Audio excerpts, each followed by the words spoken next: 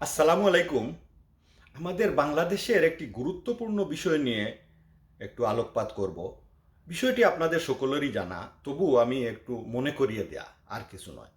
অর্থাৎ পৃথিবীর অনেক দেশই খুব দ্রুত উন্নতির দিকে এগিয়ে যাচ্ছে, আর আমরা বাংলাদেশিরা কোনোভাবেই উন্নতি ঘটাতে পারছি না।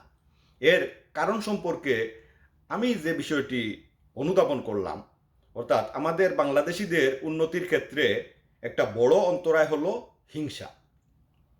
হিংসা শব্দটি শুনলেই কেমন একটা বিদঘুটে ভাব আমাদের অন্তর্দৃষ্টিতে ভেসে ওঠে। এই হিংসাটাই বাংলাদেশের মানুষকে খুঁড়ে খুঁড়ে মারছে।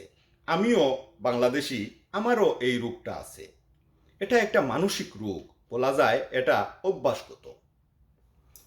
এটা ছড়াতে পারে, যেমন দেখা দেখি ছড়িয়ে পড়ে, বা প্রতিহিংসার কারণে এটা দ্রুত ছড়িয়ে পড়তে পারে।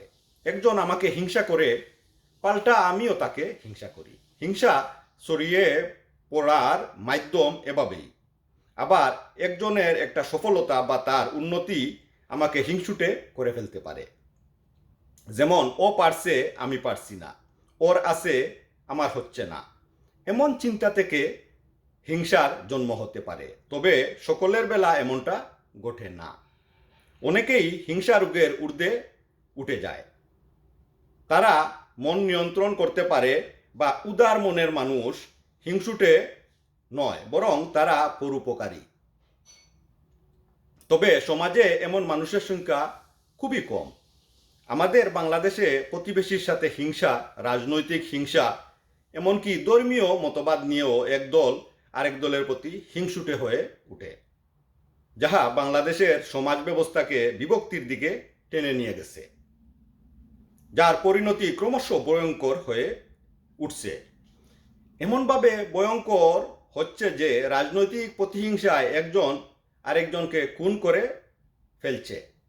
দেখা যায় যে যাকে খুন করছে তার সাথে টাকা কড়ির কোনো বিরোধ নয়, তার সাথে পাকা দানে মই দেওয়ার কোনো বিরোধ নয়, অর্থাৎ তার পাকা দানে সে মইও দেয়নি, সে তার জমিও দখল করেনি, শুধু রাজনৈতিক প্রতিহিংসায় সে তাকে খুন করে ফেলে।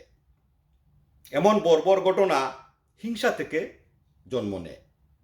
আমাদের বাংলাদেশে কমিউনিস্ট মতাবলম্বী, জামাত মতাবলম্বীদের হিংসা, বা এই দুয়ের মধ্যে হিংসাত্মক মনোভাব সৃষ্টি হয়। আওয়ামী লীগ বিএনপি মতাবলম্বীদের মধ্যে হিংসাত্মক মনোভাবের সৃষ্টি হয়। এভাবে আমাদের দেশে রাজনৈতিক প্রতিহিংসার সৃষ্টি হয়ে যায়, যে কারণে দেশের উন্নতি ঘটে না। হিংসার কারণে ঐক্যমতের সৃষ্টি হয় না, তাই উন্নতির সিদ্ধান্ত নেওয়া যায় না।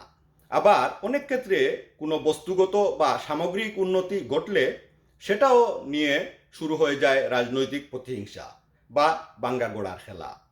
আর এতে করে দেশ এক পা এগুলে তিন পা পিছিয়ে যায়। এটা হিংসুটে মনোভাব থেকে ঘটে। অর্থাৎ এটা আমরা করব, বা আমার দল করবে, তুমি বা তোমার দল কেন করলে, এ নিয়ে শুরু হয়ে যায় রাজনৈতিক প্রতিহিংসা। আর এই শিল্পাটার ঘষাঘষিতে মরিচ ভেঙে গলে অস্তিত্ব হারিয়ে ফেলে। অর্থাৎ দেশের উন্নতির চেয়ে অবনতি ঘটে বেশি। ধর্মীয় মতবাদ নিয়েও বিভক্তির সৃষ্টি হয়ে যায়, তাই এক পক্ষ আরেক পক্ষের বিরুদ্ধে দাঁড়িয়ে যায়, আর এ থেকে হিংসার জন্ম ঘটে। এটা হিন্দু মুসলমান বা যে কোনো ধর্মে ঘটতে দেখা যায়।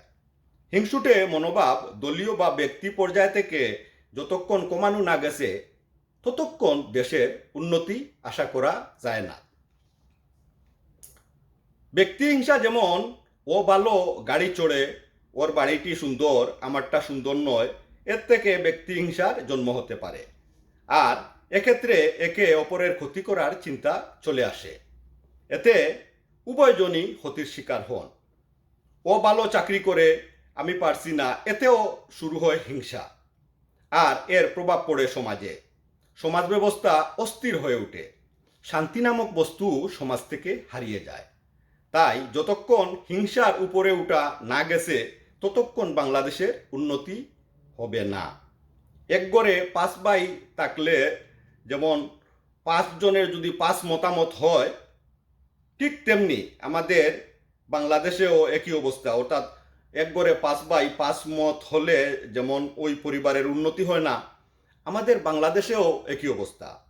আমরা ভিন্ন মতাবলম্বী, আর তাই আমরা একমত হতে পারি না, আর আমাদের এই বাংলাদেশের উন্নতি হয় না। আসুন আমরা হিংসা কমাই, দেশের স্বার্থ বড় করে দেখি, তবে দেখব সত্যি আমাদের দেশ উন্নত হয়ে গেছে। আমাদের দেশটাকে আমরা একটি পরিবার মনে করি, আর এই পরিবারের সকল ভাই বোনেরা মিলে এক সিদ্ধান্ত নেই, দেশের স্বার্থ বড় করে দেখি, তবেই দেখব আমাদের দেশ খুব দ্রুত উন্নতির দিকে এগিয়ে যাচ্ছে।